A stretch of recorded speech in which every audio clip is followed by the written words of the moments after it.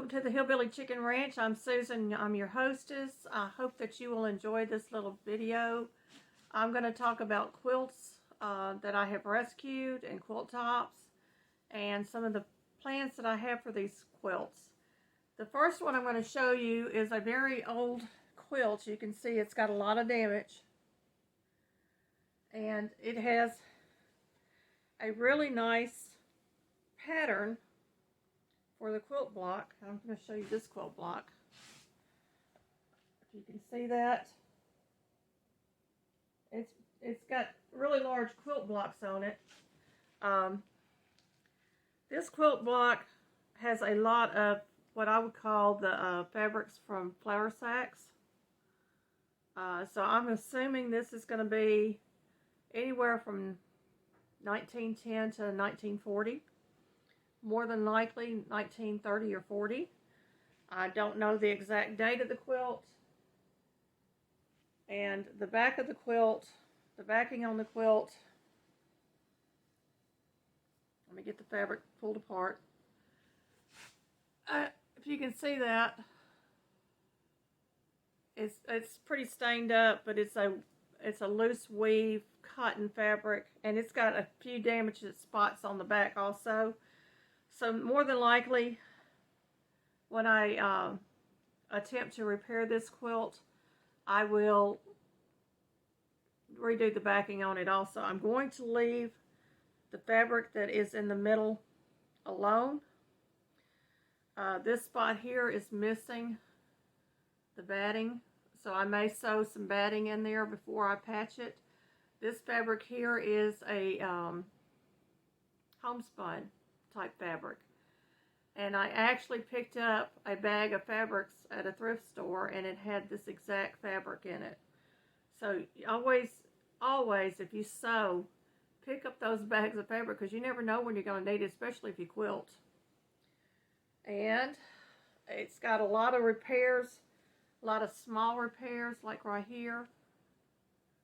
And if I can't match the fabric, which more than likely I won't, I'll use a similar fabric. And when I go to repair this quilt, I will embroidery a square, and I'll probably place it on the back, if not on the front, with the date of the repair, and I will make that block really stand out with some embroidery work on it. But it doesn't matter. It doesn't matter that you can't match the fabrics. I know a lot of people that work with quilts will say, yes, it matters. No, it doesn't if it's going to be functional. This could be hung on the wall very easily with the right type of equipment and stuff. And really, to salvage and save this quilt, I'm going to do everything in my power to do. These older quilts, they didn't always have cotton batting to use. They would use any kind of fabric that they had available to them. They might use velvet. Velvet was very bad to use in quilts. But any kind of heavy duty material, they would use old blankets. They would use other old quilts inside of quilts to keep them warm. And that was the whole purpose of these, was to be pretty but functional. I grew up with when my grandmother quilting, and I never actually saw her quilt a quilt totally together, but I saw both her and my mother piece quilt tops. My aunts on my dad's side would take the quilt tops and they would quilt them for my grandmother. Some of the other quilt tops that I have rescued, and this one is hand sewn, and it is a pretty pinwheel pattern. Again, it's got very large squares, so I'm going to try to hold it back. Very large squares, and they used maroon and gold to piece the squares together.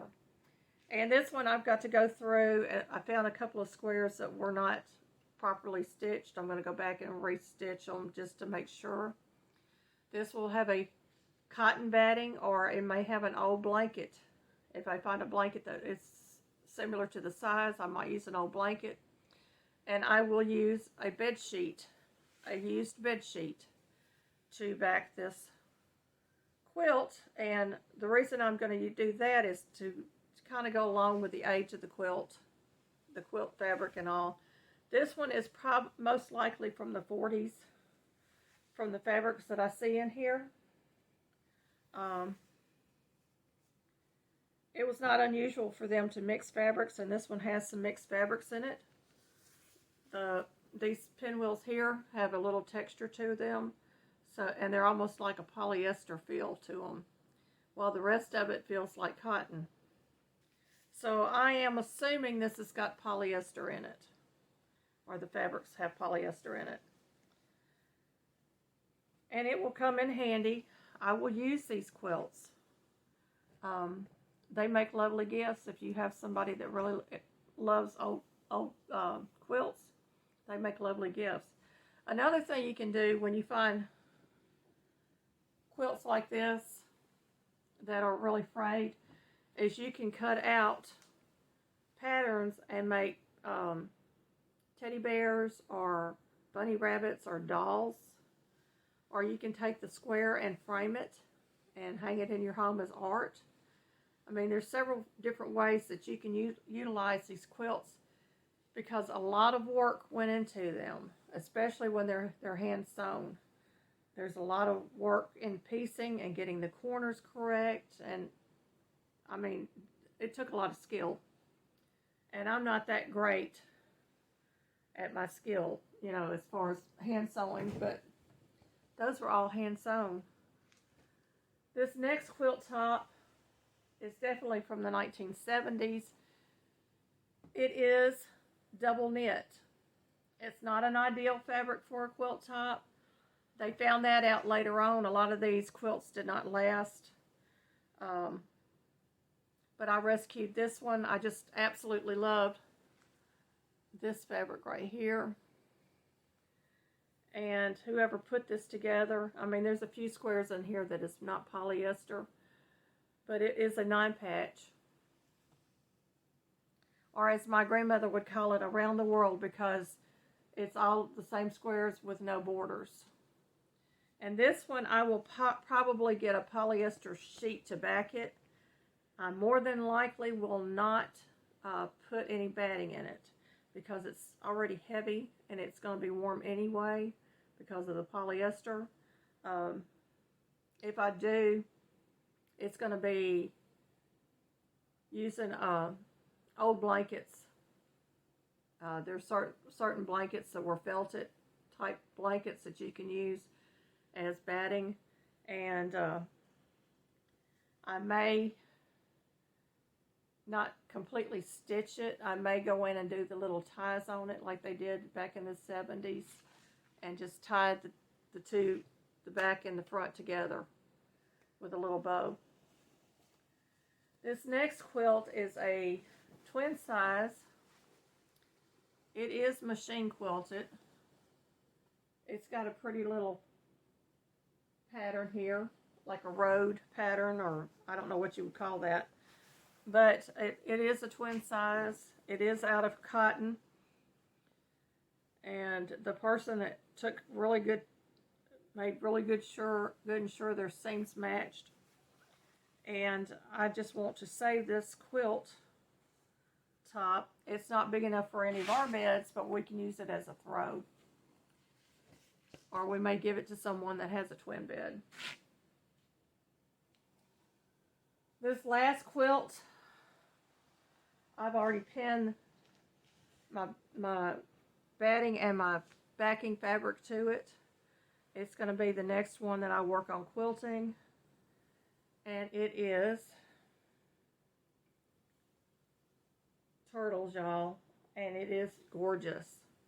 This is probably a full or queen, depending on how wide I'd make the border on it. But it has some really pretty turtles, and these are all hand sewn. And there's embroidery work, a little bit of fancy stitching on them, on some of them. And it's hand sewn. I'll show you the inside of it. It's hand sewn. And there was nothing wrong with this quilt top. It's just that whoever the family member was that made it, nobody wanted to quilt it or didn't know how to quilt it. And so they donated it. And it has a pretty blue fabric. And I'm going to assume this is 50s or 60s. I'm not sure. It might even be 40s. Some of these fabrics look like they might be from the 40s, like that. I've seen a lot of kitchen curtains made out of that one. So,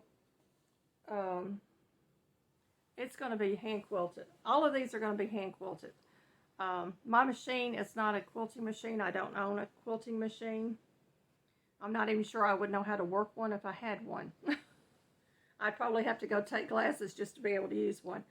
But my little brother sewing machine that I use for most of my projects, I have older sewing machines too that I use, and they're just not big enough to handle all this.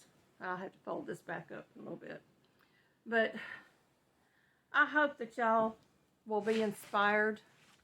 I'm hoping that I can show you some of this as I quilt them in future videos.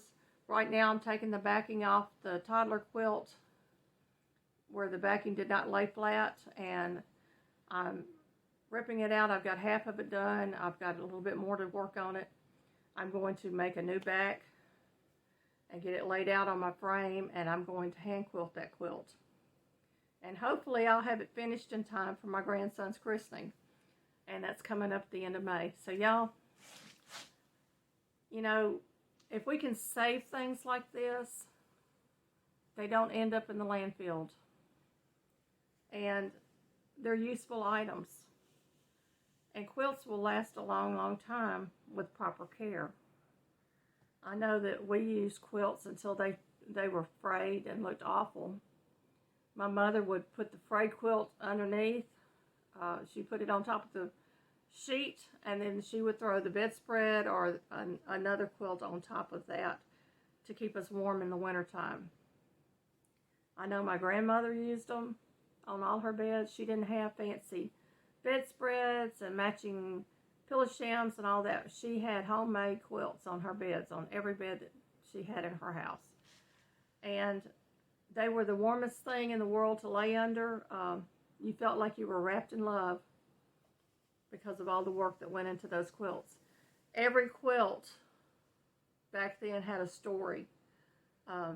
Most of the fabrics had been reused from items that the children had outgrown or had become damaged. And you might have a piece in there and you could come and look at the quilt and say, well, that was part of my dress, or that was brother's dress shirt, or this was mama's apron, or daddy's overalls. I mean, it was just pieces in there that told the story of the family. And I think that we have lost the value of quilts. I think that we need to bring back the quilting bees or the quilting circles and teach younger women how to do this, because who knows what the future holds. But I mean, if you can thread a needle and you can sew a few straight stitches, you can do this. I mean, I don't do fancy quilts. All my quilts are scrappy quilts. I'm not good at matching corners like some of these are. I mean, I'm just amazed that the corners match perfectly. I'm just not that good of a seamstress. My mother was and my daddy was, but I never quite got it. So, y'all, rescue those quilts. Rescue those quilt tops. If you find them at a thrift store or an antique shop that's reasonable in price, I don't pay more than a few dollars for these, from $3 to about $15 for the tops. And the quilt, I think I paid $7 for, that's already quilted, but it was damaged. You can find these things and repurpose them. I've seen people hang quilts, back them with a solid material, and use them for curtains. There's nothing wrong with it. I've taken fabric that I had, excuse me, I've taken fabric that was upholstery fabric or, drapery fabrics that was in a sample book. And I piece sewed them together and created a fabric. And out of that fabric, I made me a full-length robe. And I used my serger to do all the pieces together. Just simple sewing techniques, and you'd be surprised what you can come up with. Y'all be blessed. Come back and see me soon. Leave a comment. Tell me about your sewing projects or whatever projects you're working on. I'd love to hear it. Ideas of using quilts, ideas of quilting. How do you do the fancy quilting by hand? I'd love to hear all of that. So y'all give me a shout out and comment below.